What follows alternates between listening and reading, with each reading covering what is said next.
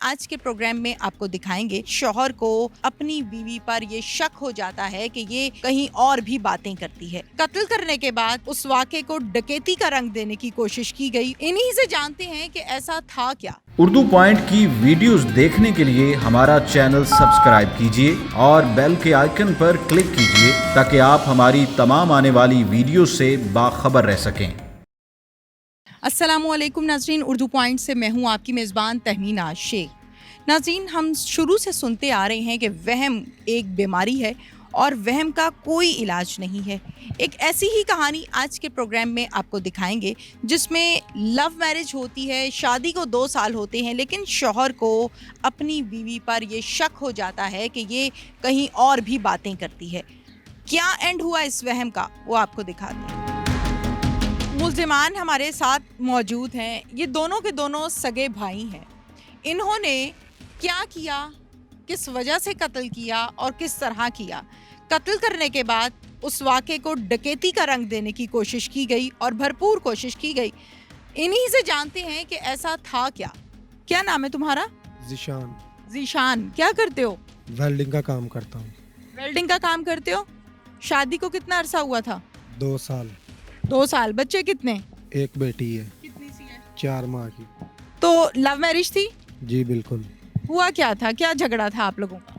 बस कोई ऐसा झगड़ा नहीं था। तकरीबन शादी को 1.5 साल गुजरा तो वो फ़ोन पर बात करती थी किसी के साथ। एक बार मैंने देखा तो वो उसने मुझे बताया कि मैं भाई विकास से बात करती हूँ। उनके जो मुर्शद है उनका पोतरा था। मुर्शद का बेटा? अच्छा। तो मैंने उससे पूछा कि अगर अब तुम्हारा वो भाई है तो मुझसे चोरी बात क्यों करती हो। इस वजह से मेरा झगड़ा भी हुआ था उसके साथ। तो मैंने अपनी सास ने मुझे फिर क्या कि तुम मेरी बेटी पे शक करती हो, वो अपने घर ले गई। उसके बाद हम फिर मना के ले आए। ऐसे ही जब मेरी सास मेरे घर में आती थी वो मुझसे चोरी बात करवाती थी और मेरा शक बढ़ता गया। सास जब आपके घर आती थी तो चोरी बात किससे करवाती थी? वो यही कहती थी कि फ़ैज़ा का फ़ोन है इसकी सहेली का तो उससे बात कर लो, लेकिन वो जब बात करती थी वो हमसे चोरी बात करती थी। आपकी बेगम? जी। हाँ जी। अच्छा, वकास से ही बातें करती थी? जी ये तो पता नहीं। एक बार तो मैंने देखा कि उसने बताया भी था कि विकास का, लेकिन उसके बाद का नहीं पता किससे करती थी, लेकिन करती मुझसे चोरी थी। ठीक है। अच्छा, फिर मैंने अपने भाई को एक बार बताया तकरीबन हफ्ता पहले ये काम। जी। क्या नाम है? उस्मान। अच्छा। मैंने इसे कहा कि ऐसे ऐसे मुझे अपनी बेगम पे शक है तो मैंने उसे कत्ल करना है। इसने मुझे पहले नहीं, मुझे अपनी बेगम पर शक है तो मैंने उसे कत्ल करना है। ये क्या बात, ये बात नहीं समझ में आई। शक था, आप उसके वालिदैन को बताओ, अपनी बीवी को मना करो। लीगल तरीक़ाकार बहुत सारे ऐसे हैं। अगर आपको इतना ही प्रॉब्लम है, कत्ल करना तो आपका हक नहीं था ना? बताया था, मना किया था पहले बीवी को, ये बताओ। बीवी को मैंने मना किया था तो हमारा झगड़ा भी हुआ था इस बात से। क्या कहती थी वो आगे से? वो कहती थी कि वो भाई है मेरा, मैंने भाई से बात की है। अच्छा, फिर? तो मैंने उसे कहा कि अगर तुम्हारा भाई है तो मुझसे चोरी बात करने का तो कोई मसला तो नहीं है। तुम्हारी बीवी के पास फोन नहीं था? जी नहीं था। तुम्हारी सास के नंबर से बात होती थी? जी बिल्कुल। और जब सास तुम्हारे घर नहीं होती थी तब कैसे राब्ता होता था? तब रब्ता नहीं होता था। आप तो कह रहे हो कि वो चोरी चोरी बातें करती थी। लेकिन जो मेरी सास आती थी हमारे घर तब वो बात करवाती थी, लेकिन वो करती हमसे चोरी थी। ऐसा होता तो मुझे शक होने लगा। शक की बुनियाद पर हमने सारा ये काम कर दिया। आपने अपने वालिदैन को नहीं बताया? जी वालिदैन को भी बताया था। उन्होंने भी कहा था कि तुम बेटा ऐसा ना करो, तुम अपना घर बसाओ, ऐसी कोई बात नहीं है। फिर जिस दिन कत्ल किया है उस दिन पहले प्लानिंग की हुई थी? वो क्या ऐसा जहन में आया, दोनों भाइयों ने मिलकर एक डकैती का ड्रामा भी रचाया? एक हफ्ता पहले हमने प्लानिंग की थी। मैंने भाई को बोला था कि मैंने ऐसे उसे मारना है। इसने मुझे समझाया कि तुम उसे मारो ना, उसे तलाक दे दो या छोड़ दो। अच्छा। उसके बाद मैंने तो उसने ठीक कहा है? उसके बाद मैंने इससे बात नहीं की। जिस दिन हमने ये काम किया मैं काम से आया तो ये मुझे गली में मिला। उस दिन भी मैंने इसे कहा तो पहले ये मेरी बात नहीं मान रहा था। फिर मैंने इसे मनाया कि मिन्नतें मुनतें की तो ये मेरे साथ मिल गया। अच्छा। जब हम घर आए ऊपर मेरी बीवी किचन में बर्तन धो रही थी। मैंने उसे गले लगाया, इसने उसे डंडे मारे। वो किचन में बर्तन धो रही थी, तुमने उसे गले लगा लिया। अच्छा, फिर इसने उसके सर पे डंडे मारे। डंडे मार के ये ऊपर भागा, कोई देख तो नहीं रहा। उसके बाद मैंने छुरियाँ मारी उसके सर पर, उसकी गर्दन पर और चेहरे पर। उसके बाद मैं कमरे में गया। कमरे में जाने के बाद मैंने दराज वगैरह तोड़े, अलमारी वगैरह तोड़ी कि पता चले कोई डकैती करने आया था। अच्छा। फिर हम बाहर भाग गए। फिर मैं वापस दुकान पर भागा जहाँ मैं काम करता हूँ। थोड़ी देर बाद वो लड़के को फ़ोन आ गया कि ऐसे ऐसे तुम्हारे घर में कोई कत्ल हो गया। फिर हम भागे, घर आगे हमने ये रोला डाल दिया कि कोई चोर आया, वो डकैती कर गया। अच्छा, तो उस दौरान घर पे और कौन कौन मौजूद था?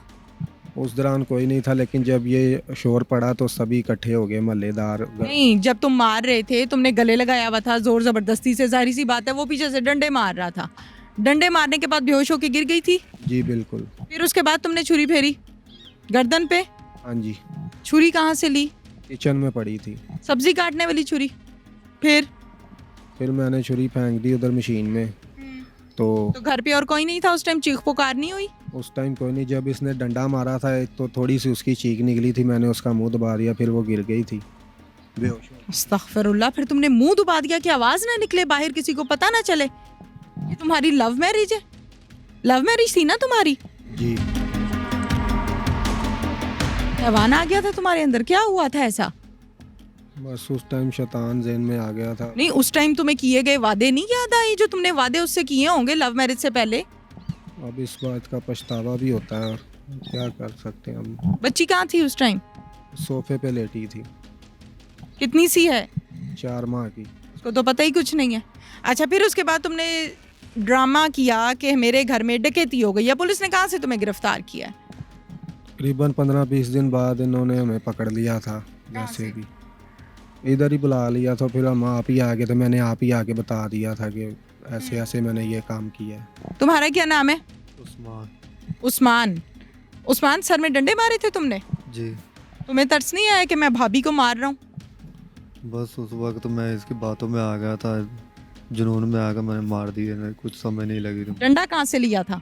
अंदर ही किचन में पड़ा था, लून मिर्चों वाला डंडा था। अच्छा, तरस नहीं आया कि मेरी भाभी है, हमारे बच्चे की माँ है? नहीं आया तरस? उस वक्त शैतान ज़हन में आया था, कोई समझ नहीं सी आती क्या। अच्छा चलो, तुमने डंडा मारा, भाभी बेहोश होकर नीचे गिर गई होगी, सर फट गया होगा, फिर छुरी किसने फेरी? छुरी मेरे भाई ने फेरी। तुम पास ही थे? नहीं, मैं ऊपर छत पे गया था कोई देखने दुखने, इसके बाद इसने छुरी मारी, मैं भाग गया। नहीं, तुम्हारी मौजूदगी में छुरी नहीं फेरी इसने? नहीं, मेरी मौजूदगी में तुम भाग नहीं। गए थे? जी, मैं भाग गया था। कहाँ? मैं अब सामने हमसाए वाले के गेम में, मैं उधर गेम में भाग गया था। अच्छा, अपना जहन थोड़ा सा फ्रेश करने गया था, ताकि मेरा जहन किसी और पास से हो जाए। फिर नहीं हुआ ज़ेन? फिर मेरा थोड़ा सा अपना किया, लेकिन ड्रामा किया था मैंने। जब हमारे घर शोर पड़ा तो फिर मैं भाग के आया, तो मैंने भी ऐसे ही रोने का ड्रामा किया किसके सामने? मोहल्लेदारों के, हमारे मामों को, सारे के सामने। अच्छा, क्या कहा तुमने रो के? यही कहा कि कोई डकैत आया, उसने ये काम किया है, उसको छोड़ूंगा नहीं, यही बात कह रहा था। फिर जब 15-20 दिन बाद पुलिस को थोड़ा थोड़ा हमारे पे शक हुआ, फिर उसने हमें बुलाया यहाँ पर थाने में। फिर हमने सारी बात, जब उन्होंने सारी बात हमारी देखी दुखी, फिर हमें सच बोलना पड़ा। हमें पता लग गया था कि हम अब पकड़े गए, भाग नहीं सकते। तदफीन के अमल के दौरान तुम थे? फिर क्या मतलब? जब दफनाया उनको, कफन दफन तुम थे? ठीक थे। मैं क्या बीत रही थी उस टाइम दिल में? बहुत ज़्यादा बीत रही थी, पछता रहा था, रो रहा था, माफ़ी मांग रहा था अल्लाह ताला से, मुझे माफ़ कर दे, उनसे माफ़ी मांग रहा था जो कही करी थी। तुम थे तदफीन के अमल के दौरान? जी बिल्कुल। खुद नहलाया धुलाया? जी नहीं। दफनाया खुद है? कंधा दिया है? जी दिया था। जब तुम कंधा दे रहे थे उस टाइम जहन में कुछ आया था? तकलीफ़ हो रही थी अपने किए, फिर पछतावा हो रहा था कि क्या कर बैठा हूँ। माफ़ी मांगता हूँ अब रोज़ उससे, अल्लाह ताला से भी और उससे भी। क्या जवाब आता है आगे से? क्या चीज़ है जो आगे से जवाब देती है? कुछ नहीं आता। नाज़रीन, मुल्ज़िमान के बयान आपके सामने है। इंचार्ज इस हवाले से क्या कहते हैं, उनसे भी बात करते हैं। ये 22/2/2021 का इंसिडेंट है। जैसे हमें वकोई की इतला मिली है, हम वकोई पे पहुँचे हैं और वकोई को कॉर्डन ऑफ करने के बाद उसके सारे हालात वाक़यात को हमने नोट किया है। जिस दिन ये इंसिडेंट हुआ था, उसमें जिस तरीके से हुआ था, वो किसी भी सूरत में ये डकैती हमें मालूम नहीं हो रही थी। मुलज़मान ने बड़ी मुनज़्ज़म अंदाज से, बड़ी मनसूबाबंदी से, बड़ी चालाकी से अपने ही घर के दराज़ें तोड़ के, सामान बिखेर के, उसमें जो है ना इन्होंने डकैती का रंग देने की कोशिश की है। और उसके बाद ये दोनों भाइयों ने इतनी ओवर एक्टिंग की है उस दिन, और ये बहानेबाजी इन्होंने शुरू कर दी। जब भी कोई पुलिस ऑफिसर या मैं या हमारे कुलीग उनसे पूछगिछ करने की कोशिश करते रहे तो बेहोश होने का नाटक करते रहे हैं। फिर उस दिन हॉस्पिटल भी दाखिल हुए रहे हैं ताकि पुलिस हमसे कोई सवालात ना कर सके। तो उसके बाद जब हमने इंसिडेंट के बाद प्रॉपर्ली इसको इन्वेस्टिगेट करना शुरू किया है, सारे मामले को, उनके बयानात वगैरह लिए हैं और उनकी तस्दीक में जब हम गए हैं तो यकसर चीज़ें मुख्तलिफ हमें मिली हैं जो उनके बयानात के अगेंस्ट जा रही थी। इन्होंने अपनी पोजीशंस, अपनी लोकेशंस गलत हमें बताई हैं और हमें ज़्यादा फिर बाद में मुशक्क़त नहीं करनी पड़ी, ये खुद ही कन्फेस कर गए थे। ठीक है। अच्छा, ये बताइएगा कि जब आप लोग मौके पर पहुंचते हैं तो वो कौन सी चीज़ें थी जिससे आप लोगों को समझ आई कि नहीं ये डकैती नहीं है, ये कत्ल किया गया है? उसमें सबसे पहले ये है कि जो वेपन ऑफ ऑफेंस था, जिस वेपन के साथ मर्डर हुआ था, वो दोनों चीज़ें किचन में इस्तेमाल होने वाली थी। एक माहम दस्ता था जिसको हम दोरी डंडा बोलते हैं पंजाबी में, और दूसरा एक छुरी थी जो किचन में इस्तेमाल होने वाली थी। जी, ये बड़ी कॉमन सेंस की बात है। एक तो उनकी जो घर है वो बलाई मंजिल पे है, उनका जो किचन है वो बिल्कुल फ्रंट पे है, गली बंद है और गली की जो चौड़ाई है वो मैक्सिमम 2.5 से 3 फीट होगी या 4 फीट होगी। अब इतने कंजस्टेड माहौल में बंदा बाहर से डकैती करने अगर आता है तो एटलीस्ट वो अपने औजार, हथियार, वेपन वगैरह साथ में लेके आएगा। अगर वो नहीं लेके आता एटलीस्ट, तो जब अगर उसने घर की ही चीज़ें इस्तेमाल की हैं तो वो साथ लेके जाता। अगर वो साथ भी नहीं लेके गया तो हाउ इट इज़ पॉसिबल कि जो बंदा बाहर से आके वारदात करने आ रहा है वो घर के ही चीज़ें इस्तेमाल करके फिर घर में ही छुपा के जा रहा है।